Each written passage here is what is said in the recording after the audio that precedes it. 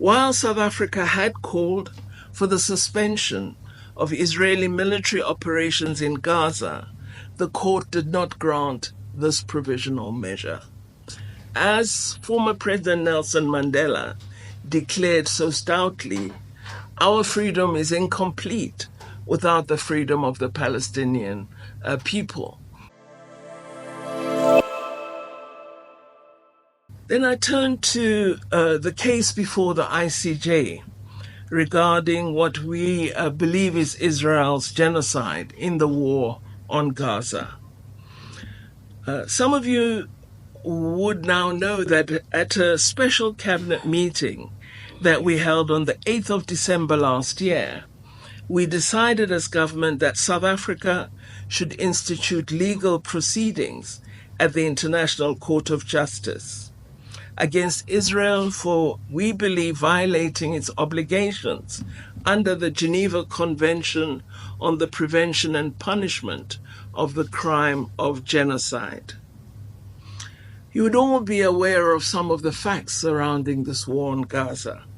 Recent figures by Oxfam indicate that the average daily killing of Palestinians by the Israeli military since October 7th exceeds the daily death toll of any major conflict in recent years. That the deaths of children are almost incomparable, both in terms of actual numbers killed and the rate at which children have been killed.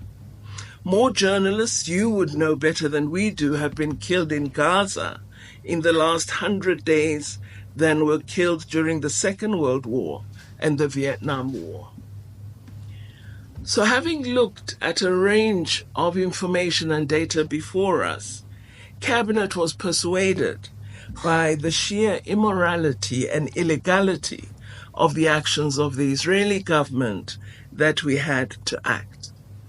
There was consensus in that meeting that South Africa should approach the highest judicial organ of the United Nations to seek an end to the mass killing of Palestinians and to stop the wholesale destruction of civilian infrastructure, including residential buildings, hospitals, schools, bakeries, water and electricity facilities. From the outset, our concerns have been centered on the values and principles of our Constitution, a Constitution which places a premium on the right to life, the right to human dignity, and which sets out the human rights which should be enjoyed by all persons. So following the cabinet decision, we then had to work very hard to ensure that we were able to institute and submit our application. We didn't have Christmas, did we? No. On December 29th, South Africa filed its application to institute proceedings against Israel, as well as our request for the court to determine a set of provisional measures. You're all aware the matter was heard in The Hague on the 11th and 12th of January this year, particularly at that time in relation to the request for provisional measures. The substantive matter of whether genocide has been committed will be addressed in the merits aspect of the case.